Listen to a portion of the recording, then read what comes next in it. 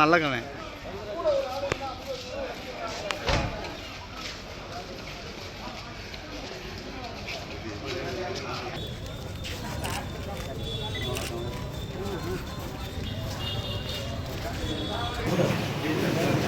நேரம் போனேன்.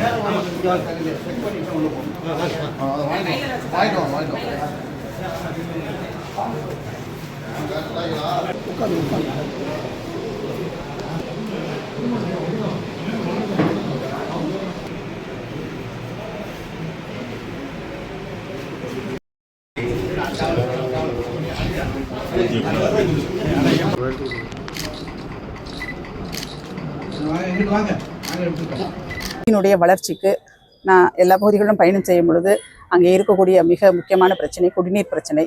சட்டமன்ற உறுப்பினராக தேர்வு செய்யப்பட்ட பிறகு என்னுடைய முதல் பணி இந்த தொகுதியில் இருக்கின்ற குடிநீர் பிரச்சனையை சரி செய்வது என்னுடைய முதல் பணியாக இருக்கும்.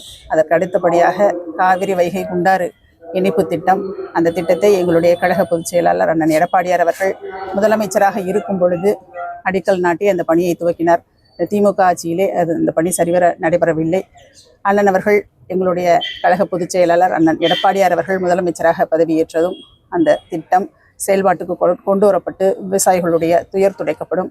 அடுத்தபடியாக அடிப்படை வசதிகளே இந்த தொகுதியில் ஏற்கனவே இருக்கக்கூடிய சட்டமன்ற உறுப்பினர்களால் செய்து தரப்படவில்லை. காலமாக இந்த நிலைதான் தொடர்ந்து கொண்டிருக்கின்றது. சட்டமன்ற உறுப்பினராக நான் வரும்பொழுது இந்த மக்களினுடைய துயரை துடைக்க குடிநீர் பிரச்சனையிலிருந்து அடிப்படை வசதிகளாக சாலை வசதிகளிலிருந்து பஸ் வசதி, நிறைய இடங்களிலே பஸ் வசதி இல்லை என்ற கோரிக்கையும் மக்களிடமிருந்து வருகின்றது. அதையும் செய்து கொடுப்பேன். மேலும் முக்கியமாக இந்த பகுதியிலே பெண்கள் கூறுவது எங்களுக்கு தொழில் வாய்ப்பு என்பதே இல்லை. 100 நாள் வேலைக்கு போகிறோம், இல்லை அப்படின்னா கருவேல மரம் வெட்ட போகிறோம். இந்த பகுதியில் ஒரு தொழில் வாய்ப்பை ஏற்படுத்த வேண்டும் என்று மக்கள் கேட்கின்றார்கள். சட்டமன்ற உறுப்பினராக வரும்பொழுது அதற்கான குரல் சட்டமன்றத்திலே ஓங்கி ஒழிக்கும் என்னுடைய குரல் என்பதை கூறி மக்களுக்காக என்னால் இயன்றளவிற்கு வேண்டிய உதவிகளையும் அவர்களுடைய குறைகளை நிவர்த்தி செய்வதற்கு ஒரு சட்டமன்ற உறுப்பினராக பாடுபடுவேன் என்ற உறுதியை அளிக்கின்றேன். நன்றி.